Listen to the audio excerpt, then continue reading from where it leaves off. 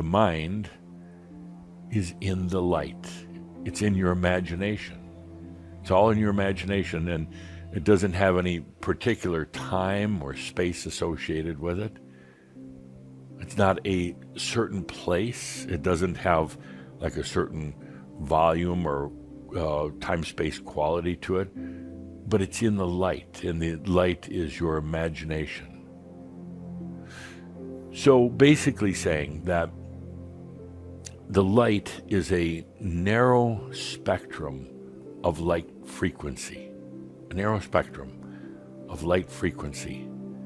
That's all yours. It doesn't exist in any particular place, but it's right here all the time. When I say here, it's not confined to this time and space, but it's always available. It's really quite phenomenal, this mind, and how it's really your light, but a very narrow sliver of it. And with the data that it's getting from your human brain, it begins to form reality, or what you perceive as reality. Feel into that for a moment. This is all the art of light at work, creating the illusion of the brain mind, if you think of it all together, and the fact that the mind is in the physical type of reality. And this is the mind. The beauty of it is that it is light. And therefore, it is changeable. It is expandable. And therefore, because the light is imagination, you can actually imagine it different. You can let it serve you different. And ultimately, you're never trapped in the light, in the mind.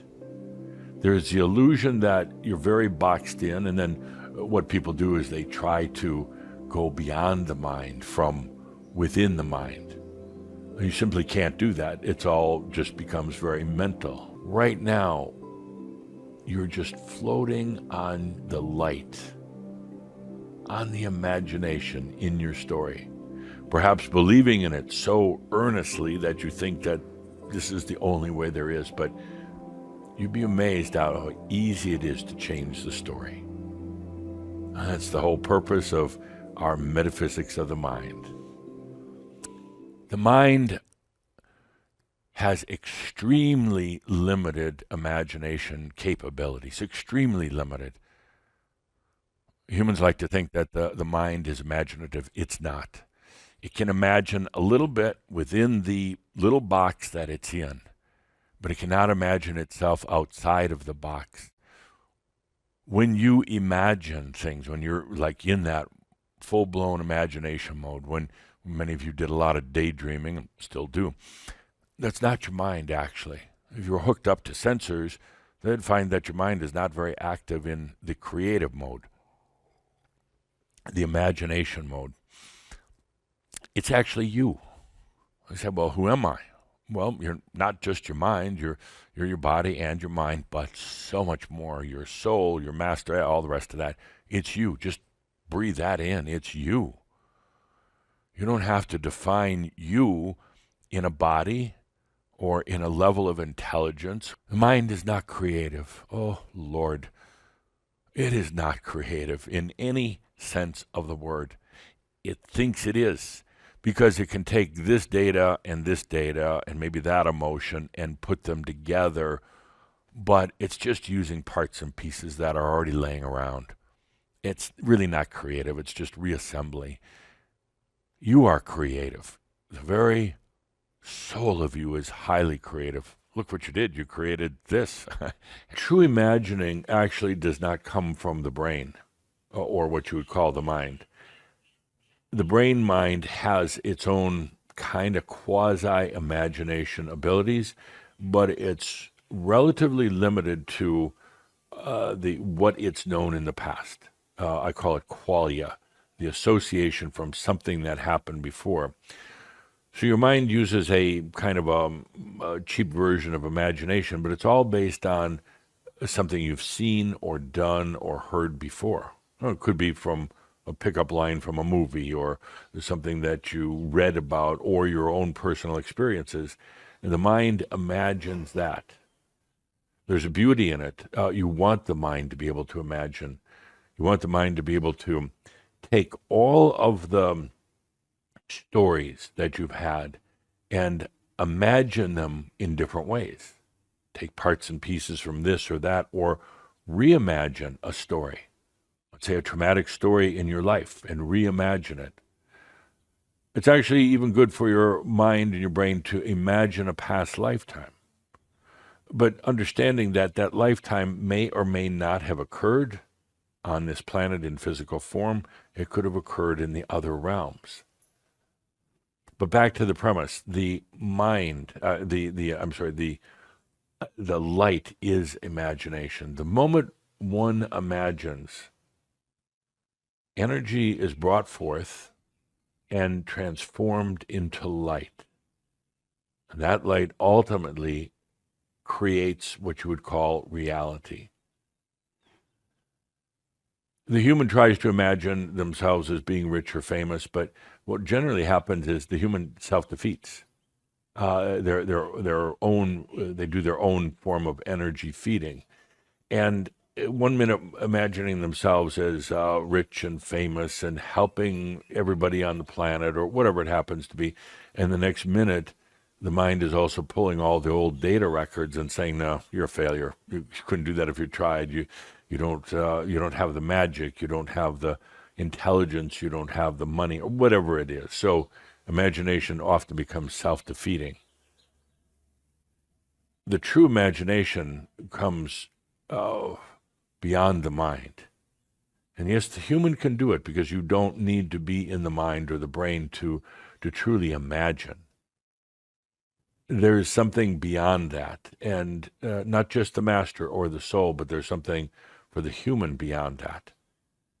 And as more and more light comes in, even if it feels uncomfortable at times, it is also bringing in more potential for imagination, more unlimited imagination.